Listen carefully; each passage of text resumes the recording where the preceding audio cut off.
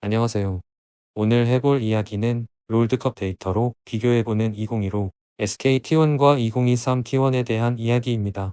T1 팬들에게 희소식이 최근 T1이 월즈를 우승한 멤버 전원과 재계약에 성공했는데요. 현재의 로스터가 그대로 유지되면서 앞으로의 성적이 기대가 되고 있습니다. 그래서 이번에 우승한 현 T1 멤버들이 이번 롤드컵에 펼친 활약을 롤드컵 최강의 팀으로 평가받는 15년도 SKT와의 기록을 비교해보려고 합니다. 두 팀 중 월즈만 비교를 해보려는 이유는 현재 T1 폼의 고점도 위로 SKT와 비교가 가능하겠지만 페이커 선수가 이탈했던 서머 시즌 성적이 폼이 떨어진 모습이 반영이 됐었기 때문에 양쪽 모두 우승을 거둔 롤드컵 기준으로만 비교를 해보겠습니다. 모든 기록 데이터는 GOL.GG와 인벤 기록실 기준으로 확인했습니다. 먼저 팀 데이터를 비교해보면 양 팀의 경기 수가 2-3T1이 스위스 라운드로 인해 경기 수가 하나 적은 가운데 2로 SKT는 단 1패만을 기록했고 2-3T1은 2패를 기록했습니다. 이번에 2패만 기록한 현 T1의 기록도 대단하지만 8년째 깨지지 않는 기록을 세운 이로 SKT도 정말 대단하다는 생각이 듭니다. 저 1패도 결승에서 기록했기 때문에 이로 SKT는 13연승을 거뒀던 점도 대단합니다. 당시 SKT 팀의 괴력을 볼 수 있는 부분입니다. 다음은 경기 세부 기록 데이터입니다. 시즌5로부터 지금까지는 메타의 변화도 있고 패치된 사항들이 많기 때문에 해당 기록으로 직접적인 비교는 어려운 것 같습니다. 골드 획득량이나 딜량 수치가 2-3T1이 많은 것도 수많은 패치가 누적된 결과 같습니다. 이 데이터를 통해 볼 수 있는 부분은 두 팀 모두 골드 격차를 잘 벌리면서 상대를 압도하는 경기력을 많이 보여줬다는 생각이 듭니다. 재밌는 부분은 분당 골드 격차는 2로 SKT가 많은 반면 평균 경기 시간은 2-3T1이 더 짧은 편인데요. 시즌5에서 SKT T1이 조금 더 빠르게 상대를 압도하며 경기를 끌고 갔지만 시즌5 당시에는 드래곤 영혼이나 협곡의 전령, 포탑 방패 등의 요소가 없었고 드래곤 스택과 바론 버프 외에는 스노우볼을 크게 굴릴 수단이 없었기 때문에 현재의 메타에서 경기가 더 빠르게 끝나게 됐던 것 같습니다. 실제로 라이엇의 패치 방향도 그렇게 가고 있기도 하고요. 다음은 30분간 골드 격차 지표인데 시즌 간 메타의 차이도 있겠지만 15년에 SKT가 더 이른 시간인 7분 즈음의 격차를 벌리기 시작하고 28분 즈음의 격차를 최대로 벌리게 되는데 23년의 T1은 격차를 벌리는 시점이 10분 즈음으로 조금 늦지만 스노우볼을 굴려가면서 더 이른 시점에 격차를 최대로 벌리는 모습을 보입니다. 앞서 말한 대로 메타의 차이도 있겠지만 양 팀의 운영 방식이 다르고 이로 SKT가 보여준 압도적인 경기력은 시간이 길어서 더 강한 임팩트로 남게 된 점도 있는 것 같습니다.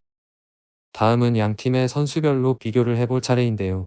역시 이렇게 놓고 보니 저 때에도 지금도 주전 미드 자리를 지키는 페이커 선수는 참 대단합니다. 로스터를 보고만 있어도 기습 숭배를 하게 되네요.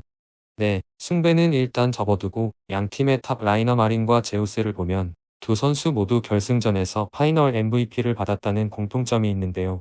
기록상으로나 실제 사용했던 챔피언으로 보나 두 선수 모두 탑 라인에서 든든히 버티는 것보단 공격적인 플레이를 한 것이 보입니다. 마린 선수의 경우 당시 메타 챔인 피오라와 다리우스, 그 다리우스 상대 카드로 준비했던 레넥톤, 당시 비주류 챔피언이었지만 본인의 카드로 오히려 게임을 캐리하던 럼블, 결승전 마지막 세트에 나온 나르까지 사용했음을 볼 수 있습니다. 제우스 선수 역시 아트록스, 제이스, 요네, 럼블, 나르, 그라가스, 그웬, 그 중에서도 아트록스를 정말 잘 다루는 모습을 보였죠. 두 선수 모두 멋진 활약을 보였는데 KDA 수치는 제우스 선수가 더 높네요. 다음은 정글입니다. 벤기 선수와 오너 선수 둘 다 높은 어시스트 수치가 먼저 눈에 들어오네요. 여기서 특이점은 오너 선수의 킬 관여율인데 무려 83%라는 수치로 T1의 총 킬에 정말 많은 부분을 기여했다는 겁니다. 이번 월즈에서 T1의 운영에 오너 선수가 기여한 바가 얼마나 큰지 보이는 지표이고 많은 관계자분들이 숨은 MVP로 오너 선수를 지목하는 이유인 것 같기도 합니다.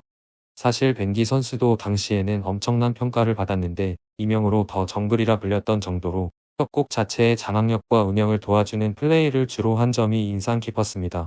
시즌5는 당시 시야 점수와 같은 지표가 없다 보니 벤기 선수의 활약이 데이터로는 많이 나타나지 못해 아쉽네요. 물론 그걸 감안해도 높은 KDA와 높은 킬 관여율을 보이고 있긴 합니다. 사용 챔피언은 당시 OP였던 앨리스, 시즌5 메타챔 렉사이, 글로벌 밴 되기 전 사용한 그라가스와 그 대처 카드로 썼던 자르반, 이블린이 있네요. 오너 선수도 자르반과 렐, 뽀삐, 세주아니, 마오카이에 이어 결승전에서 활약한 이신과 녹턴을 사용했습니다. 다음은 미드입니다. 미드의 경우 8년 전의 페이커와 지금의 페이커, 식스맨인 이지훈 선수까지 비교를 해보게 되는데요. 15년 SKT의 강점 중 하나는 식스맨 이지훈 선수의 존재이기도 했습니다. 공격적인 페이커와 안정적인 이지훈 선수의 조합은 각각 선수가 출전할 때마다 SKT는 다른 팀이 되는 모습을 보여주곤 했습니다. 역시나 기록을 보면 이지훈 선수는 4경기에서 데스를 4개만 기록할 정도로 안정적인 경기 운영을 하지만 상대에게는 강력한 모습을 보여주는 선수였습니다. 4번의 경기 모두 다른 픽을 보여주기도 했고요. 사실 저렇게 좋은 기량으로도 팀의 서부였다는 점이 정말 아쉽긴 합니다. 페이커 선수를 비교해보면 8년 전에는 공격적인 성향이 잘 드러났고 그 점이 상대적으로 높은 KDA에 반영된 것 같습니다. 8년 전보다 더 많은 경기를 치룬 현재는 오히려 킬보다 어시스트 비중이 더 높아졌고 조금 더 메이킹을 잘해주는 선수가 된 것 같습니다. 물론 지표상에는 드러나지 않는 슈퍼플레이가 있는 선수이기 때문에 오히려 이렇게 꾸준한 기록을 유지하는 것이 대단합니다. 확실히 페이커 선수의 라이즈는 충격이었죠. 그 밖에도 당시에 미드와 탑으로 가던 룰루와 당시 말이 많았던 카사딘, 시즌5 메타챔 중 하나였던 아지르, 그리고 미드 올라프가 있습니다. 지금의 페이커 선수도 5개의 챔피언으로 활약했네요. 다음은 원딜입니다. 데이터를 비교하면서 정글과 함께 양쪽이 분명하게 대비되는데요. 가장 눈에 띄는 건 15.8이라는 뱅 선수의 어마어마한 KDA입니다. 구마유시 선수도 10.6으로 이번 월드 1위 기록인데 저 15.8이라는 기록은 정말 놀랍습니다. 두 선수 모두 데스 숫자가 플레이한 경기 수보다 적다는 점도 인상적입니다. 뱅 선수는 그룹 스테이지 6경기에서 1데스만 기록하면서 당시 화제가 되었었고 구마유시 선수는 총 데스 기록이 2번 패배한 경기를 포함해도 저 수치가 나왔던 점이 놀랍습니다. 그리고 양 선수가 사용한 챔프 숫자에서 큰 차이가 납니다. 뱅 선수는 4개의 챔피언만 사용한 반면 구마유시 선수는 11개의 챔피언을 사용했죠.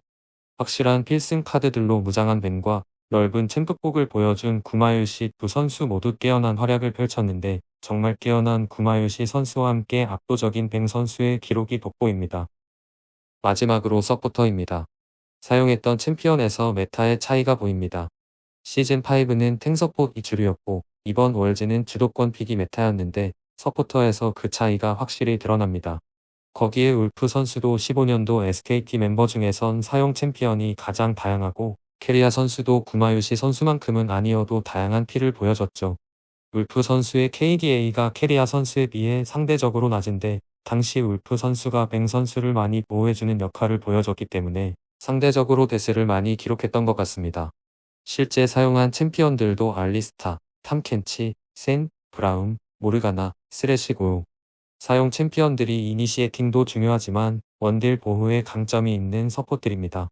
캐리아 선수의 경우 탐켄치와 알리스타 라칸 같은 픽도 있었지만 대개 레나타나 바드, 애쉬 같은 픽으로 로밍을 자주 다녔던 모습이 생각이 나네요. 그래서 팀에서 두 번째로 높은 킬 관여율을 보이기도 하고요. 당시 시즌5와 현재의 서포터의 역할이 많이 다름을 보여주는 서포터 데이터입니다. 이상으로 2015년과 현재의 T1의 모습들을 비교해봤습니다. 월즈 우승팀들인 만큼 두 팀의 기록과 데이터는 정말 대단하다는 느낌이 강한데요. 차이가 있다면 2015년 T1은 1년 내내 강한 팀이었고 1년 동안 우승 3회, 준우승 1회가 이를 증명하죠. 반면에 2-3 T1을 결과적으로는 좋은 성적이었지만 많은 우여곡절을 겪어나가며 성장한 모습을 보였습니다. 15년의 T1의 기록이 월즈에서 언제 깨질지 모르지만 지금의 T1 선수들이 손발을 맞춘 기간이 점점 길어지면서 앞으로 또 어떤 놀라운 모습을 보여줄지 기대됩니다. 오늘 이야기는 여기까지입니다. 영상 시청하신 분들께 너무나도 감사드리고 다른 이야기로 다음에 찾아뵙도록 하겠습니다. 안녕.